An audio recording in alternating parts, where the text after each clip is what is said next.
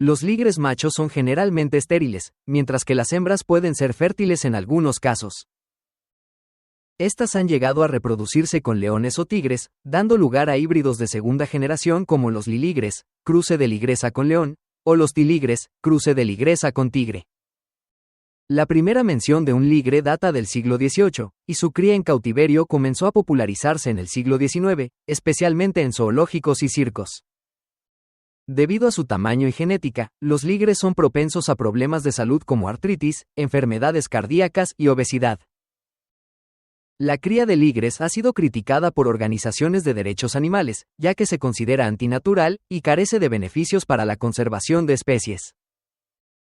Además, los ligres no existen en la naturaleza, solo en cautiverio. Hércules es el ligre más famoso del mundo, con un peso de 418 kilogramos y una longitud de 3.33 metros. Vive en un santuario en Carolina del Sur, Estados Unidos, y ostenta el récord Guinness como el felino más grande del mundo.